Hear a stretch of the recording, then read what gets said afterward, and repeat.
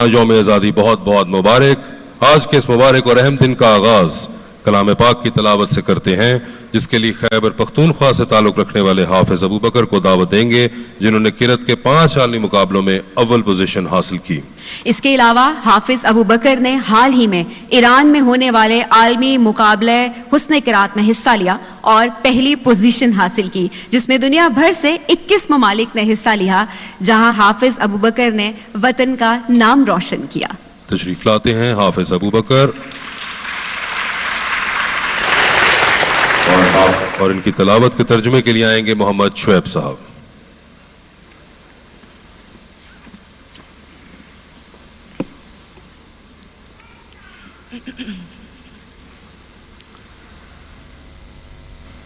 अऊज़ु बिल्लाहि मिनश शैतानिर रजीम।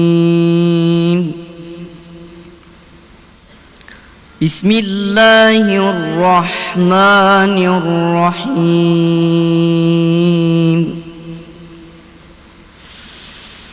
वाअतसिमू बिहब्लिल्लाहि जमीअन वला तफर्रकू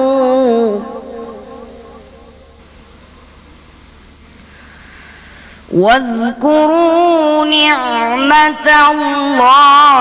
अलैकुम इज़ कुंतुम अअदाअन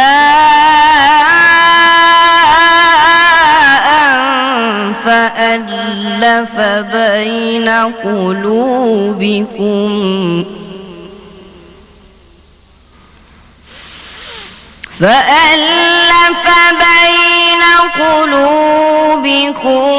فأصبحتم بنعمته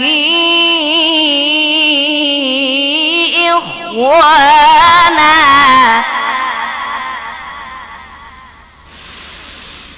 وكنتم على شفا حفرة من النار فأنقذكم منها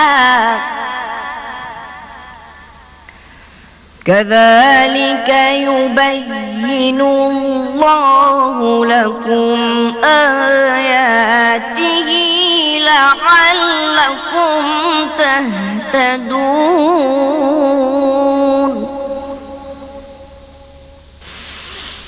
ولتكن منكم أمة يدعون إلى الخير ويأمرون بالمعروف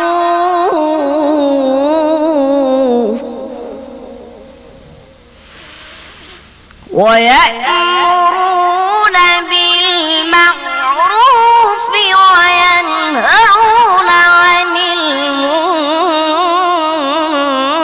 المنكر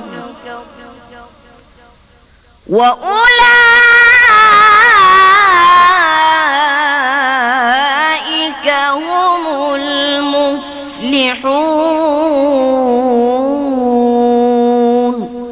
صدق الله العظيم।